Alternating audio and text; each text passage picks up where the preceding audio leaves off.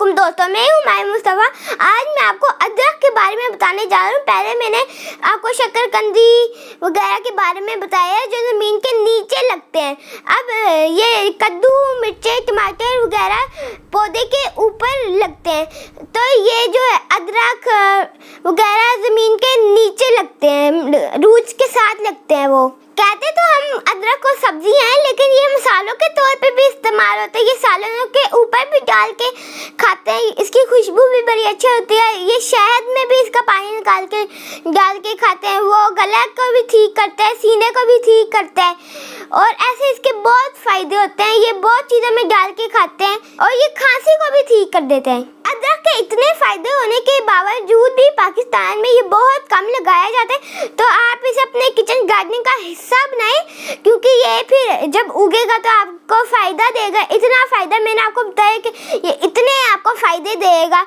आप इससे अपनी खांसी, गला खराब और सीना भी सही कर सकते हैं। अदरक को लगाना बहुत आसान है। अगर आपके पास गार्डन है और उधर दरख्त है और आपके पास ज़्यादा जगह नहीं है, तो आप उस दरख्त के नीचे भी लगा सकते हैं। इसे थोड़ी देर धूप चाहिए होती है और ज़्यादा देर इसे छाँव ही चाहिए होती है। इसे रेतली और भल जैसी ज़मीन में लगाएं, क्योंकि उसमें पानी जल्दी सूख जाए, और पक्की मिट्टी में ना लगाएं, क्योंकि उसमें वह पानी खरा रहता है तो वह सूख जाएगा पौधा। इसे मार्च से अप्रैल के एंड तक लगाया जा सकता है, इसलिए मैंने सोचा कि मैं आपको बता दूं जल्दी से, क्योंकि अप्रैल का एंड आ गया तो आप जल्दी से लगा लें, फिर ये उग जाएगा। क्योंकि अभी इसका एंड है, बाद में ये अगले महीने या उससे बाद में ये नहीं उगेगा।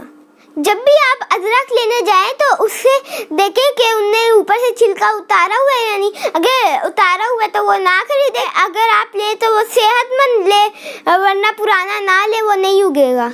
इसको लगाने के लिए ज़मीन को जब आप बनाएं तो वो लेवल उसका स्ट्रेट हो, और उसमें जब आप लगाएं तो 3 से 4 सेंटीमीटर नीचे लगाएं। अगर आप अभी से फसल लगाएंगे तो ये दिसंबर में तैयार हो जाएगी, और फिर आप ये पता करें अगर इसके पत्ते सूख गए तो मतलब इसका जो नीचे है वेजिटेबल या फ्रूट है वो पक गया है।